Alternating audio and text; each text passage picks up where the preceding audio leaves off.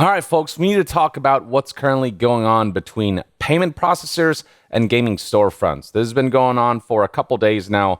I wanted to wait and make sure we had enough developments where I could kind of provide a good overview.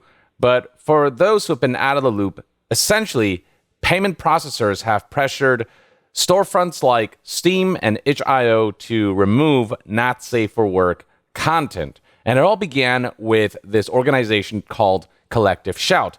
They published the following post on July 11th, 2025, an open letter to payment processors where they had some concerns about certain types of games that were pushing the boundaries of what's considered explicit too far. Though it is worth noting that this is also an organization that has gone after games like Detroit Become Human and Grand Theft Auto 5, games that are not like simulators of anything horrific, but rather, games that do represent some of those elements, but, are all part of an overall narrative and are presented in a way that is more nuanced. But this is an open letter that did gain traction among payment processors to the point where we've been seeing storefronts like Steam removing a bunch of those not safe for work games. So right here, SteamDB highlighted on July 16th, 2025 that Steam has added a new rule disallowing games that violate the rules and standards set forth by payment processors and card networks or internet network providers. And along the way, we have seen tons of games of that nature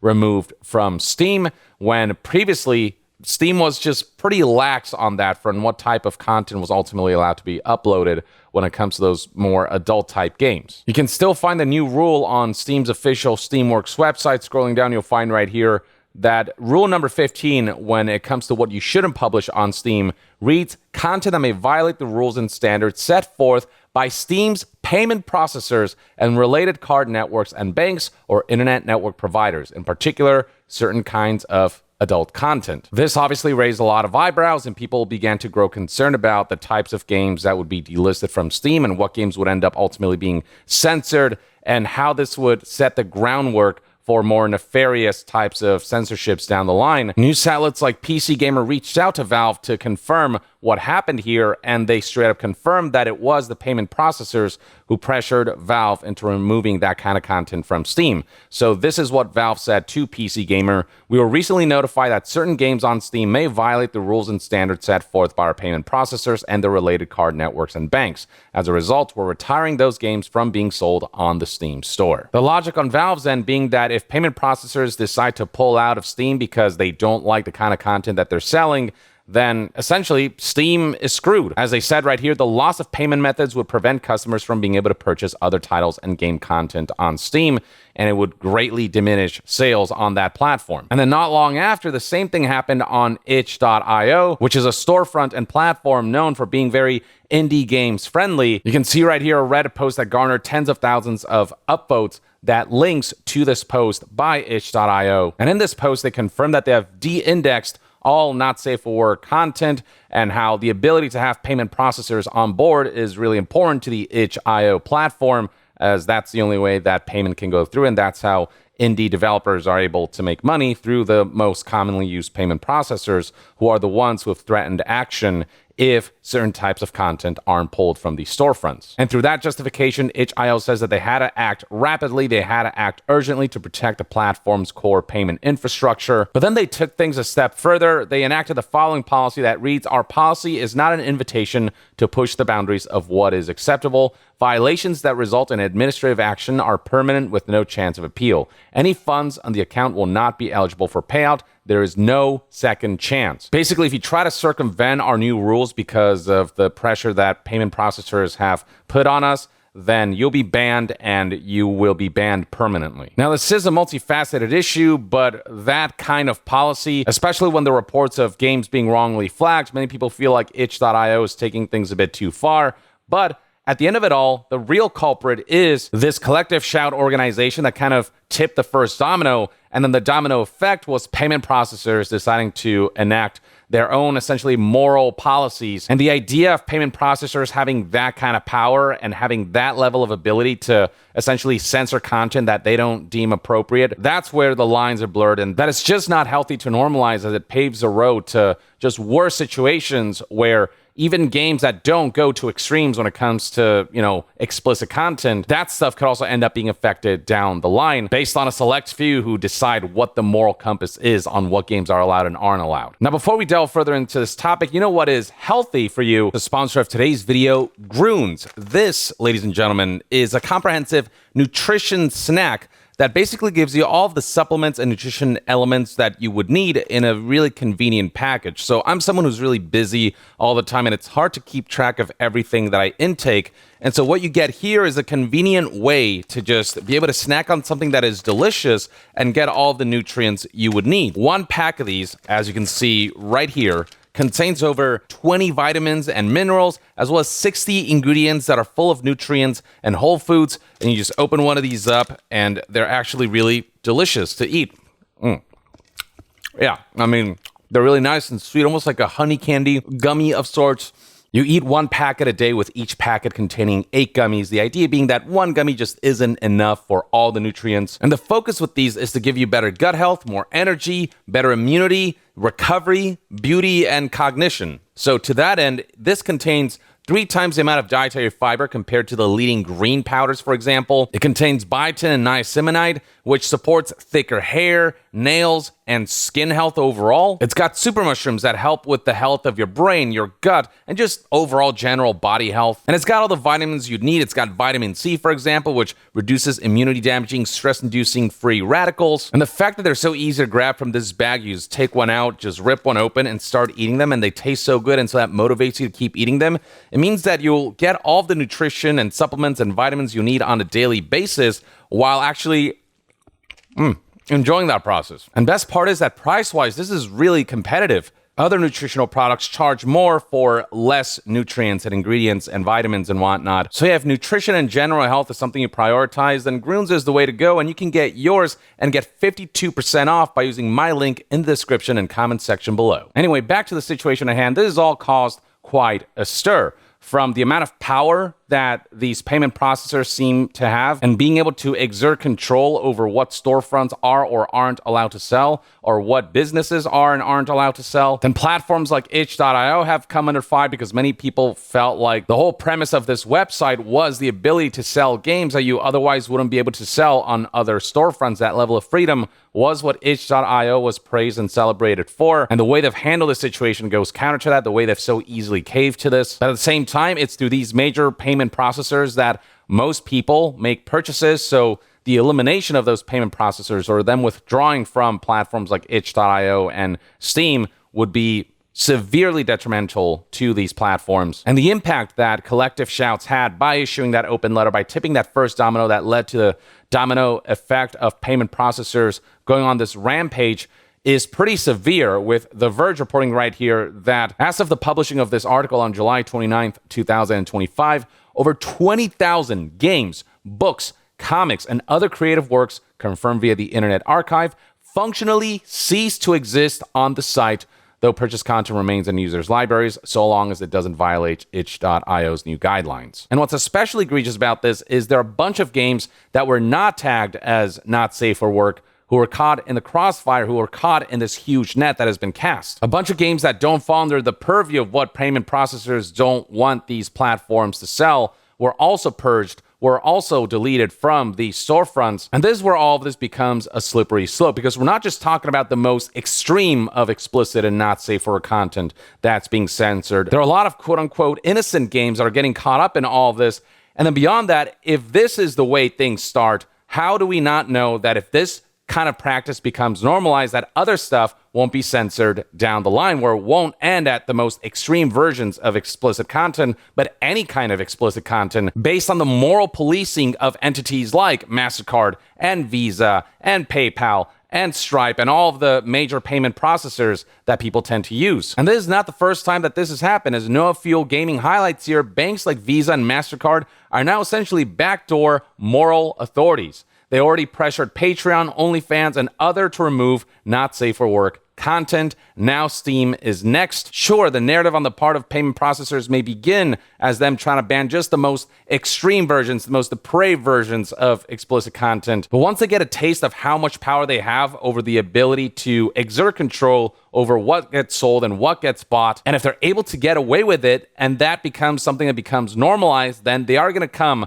for stuff that isn't anywhere near as offending as the most extreme versions of not safe for work content. They're going to come for, just your standard games that feature just your standard kinds of violence, your standard kinds of more mature topics and content, but that are put together and that are expressed in a nuanced fashion. Now, we have seen a number of payment processors respond, and none of the responses that they've provided have been satisfactory to the gaming audience. So Stripe, for example, was reached out to by itch.io, and there's a response that itch.io wanted to relay to the platform customers and to the platform users. Quote, Stripe is currently unable to support explicit content due to restrictions placed on them by their banking partners, despite card networks generally supporting more mature content with the appropriate registrations. Stripe has indicated that they hope to be able to support more mature content in the future. So Stripe is saying that it's ultimately not up to us, but then in an email to The Verge, a Stripe spokesperson said this: generally speaking, we take action when we conclude that users violate our terms of service. We do not support adult content. So yeah, mixed messages there, but generally it feels like Stripe is apprehensive about walking this back. Then we have Visa, who has been responding to customers expressing concerns as follows. Hello, thank you for reaching out and sharing your perspective. As a global company, we follow the laws and regulations everywhere we do business. While we explicitly prohibit illegal activity on our network, we are equally committed to protecting legal commerce. If a transaction is legal, our policy is to process the transaction. We do not make moral judgments on legal purchases made by customers.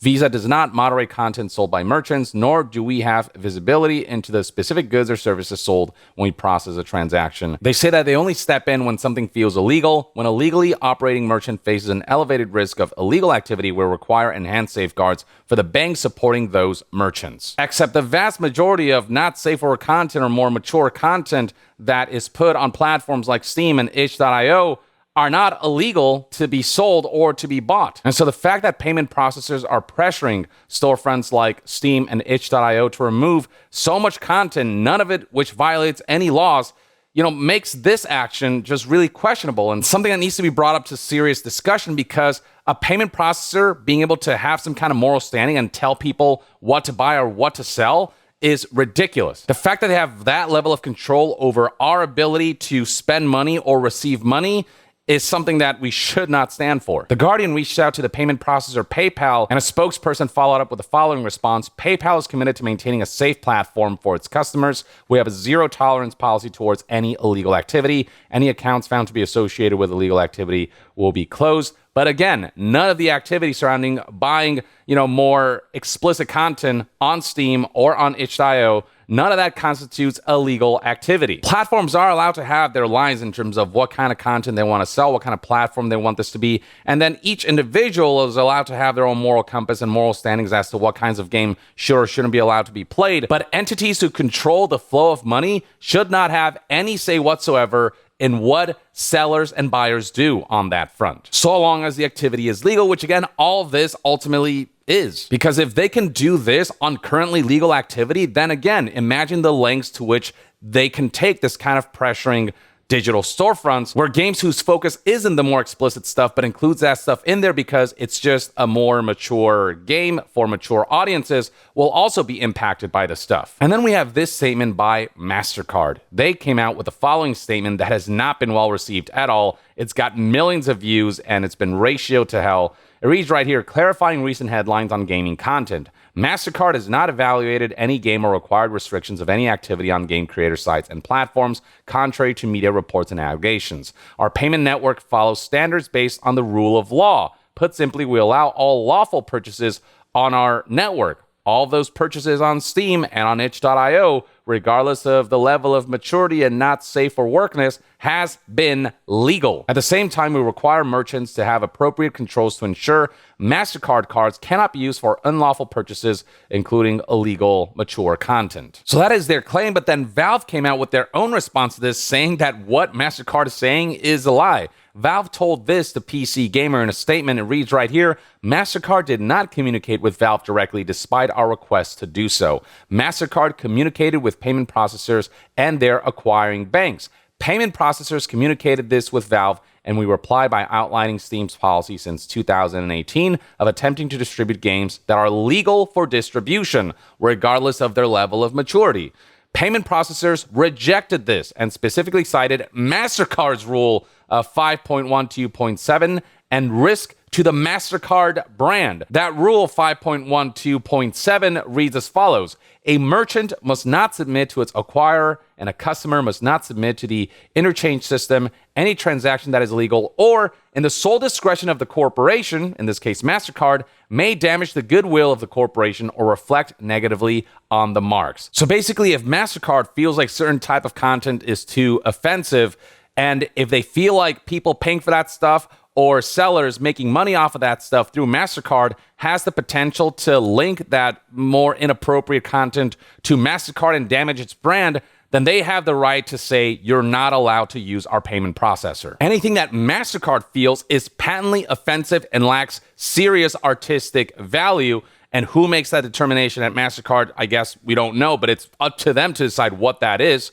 or any other material that the corporation deems unacceptable to sell in connection with a mark. They have the right to say, we will not process those payments, or, we will pull out as payment processors from your storefront. A rule and a circumstance based on what Valve has revealed that goes in direct contradiction with this statement right here, where they say that MasterCard has not evaluated any game or required restrictions of any activity on game creator sites and platforms, contrary to media reports and allegations. The fact that a payment processor can say we can control the flow of money based on whether we like the content or not, or whether it affects our reputation or not, is absolutely insane. And it should be noted that MasterCard's reputation won't suffer based on what people choose to spend their money on or what people choose to sell as products, because all MasterCard is a payment processor. They're not the ones making the decision, so why would any of this impact their reputation? But the fact that they're allowed to do this at all, that based on whether they feel something will impact their reputation, they can decide what people do with their money,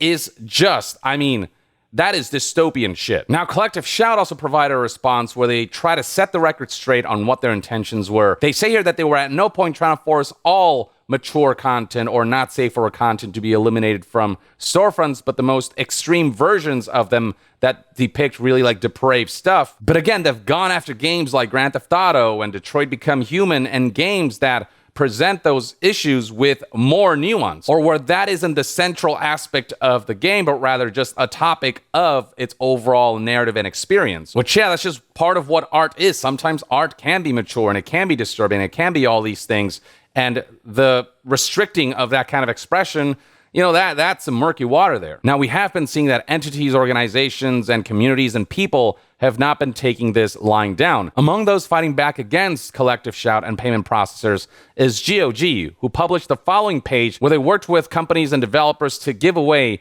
12 not safe for work content just to show their support for not censoring games. So it reads right here, censorship is quietly deciding which games you can buy. We are fighting back. Some games vanish not because they broke the law, which is important, but because someone decided they shouldn't exist. I couldn't have put it better myself. We've got individual developers like Kara Cadaver here, who's given away her more explicit game for free. Folks have also been raising attention to this one particular bill that's in progress from Senator Kramer Kevin that was introduced all the way back in February 4th, 2025, where the goal is to place restrictions on certain banks, credit unions, and payment card networks if they refuse to do business with a person who complies with the law. And basically, they can't refuse to offer services, or they can't refuse payments and flow of money out of justifications like reputational risks to the institution. It literally is the complete counter to what payment processors are doing here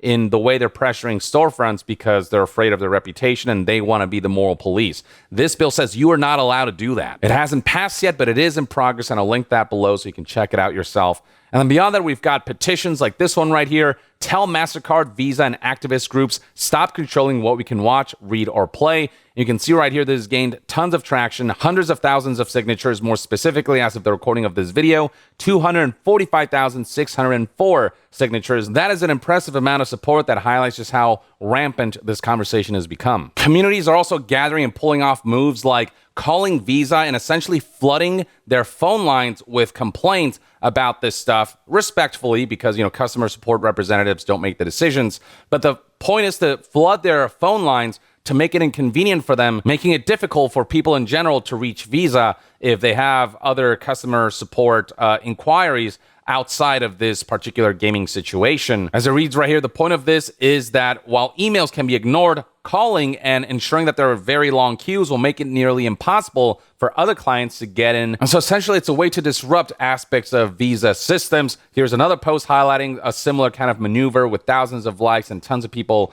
reading into this and saying that they're also going to engage in this to make sure that Visa gets the message. People are putting out contact information for MasterCard, Visa, PayPal, so on and so forth, for all the payment processors to essentially flood all of their lines of communication to make it as difficult as possible for them to engage. Here's a specific instance that AL Goldfuss reported here on Blue Sky, which has over 10,000 likes and a lot of views. And he talked about how he approached essentially delaying this phone call as much as possible. Total call length, 25 minutes. And if everyone does this, or if a lot of complainers do this, then it will completely shut down their ability to communicate with clients. And then we also got folks making databases and lists of games that have been censored and removed to try to bring light to them and to find ways to ensure these people who are making these kinds of games that are no longer welcome on itch or on Steam as a result of payment processors' pressure. And we've got folks like Chibi Reviews here with tens of thousands of likes, and as of the recording of this video, almost 2 million views, kind of highlighting the sequence of events so people understand the circumstances in an easy to digest manner. So people are absolutely fighting back, but it doesn't change the fact that payment processors are currently not budging and they have a lot of power. But at the same time, we've seen in past instances when payment processors try to pull shit like this, them reversing their decisions. So in 2014, PayPal threatened to remove all its services from Patreon because of more explicit content that can be found there, but then they reversed this decision 2 years later. Same thing happened with OnlyFans when they announced that they'd ban all explicit content to comply with the requests of banking partners and payout providers, but then that was a decision that was eventually reversed. So we have seen that when people really want a certain kind of product, or when people feel strongly enough about issues like censorship and their inability to express themselves and sell certain kinds of products or buy certain kinds of products just because we've got a few up in some major powerful corporations and organizations who are dictating what people should buy and sell. When people get rowdy enough about that, it can generate enough of a backlash and enough disruption that ultimately they're forced to back away. And I believe it's entirely possible for the same to happen with this issue with video game storefronts, given that gaming is such a huge industry and so many people are gamers and tons of people play mature content, be it ones that are more nuanced or ones that are a little raunchier and kinkier, and that's the purpose of it. But regardless, so long as it's not illegal, payment processors have no right to dictate what we are and not allowed to consume. They are not our parents. We are grown adults who can make our own decisions. As long as the activity is not illegal, we can do what we want, and nobody should be able to dictate. The job of payment processors is to ensure the smooth flow of money from buyer to seller and from seller to buyer. And as long as the activity is illegal, their job isn't to police how we spend our money or how we make money. So that's where we're at right now. And as this situation develops, I'll keep you updated. But for now, hopefully this gave you a good summary of everything that's going on. And that's kind of my take on it. Let me know in the comments below what your thoughts and opinions are on this whole situation. And to be further updated on all things gaming news, reviews, and discussions, stay tuned right here on Young Yeah. I'll see you guys next time. Young out.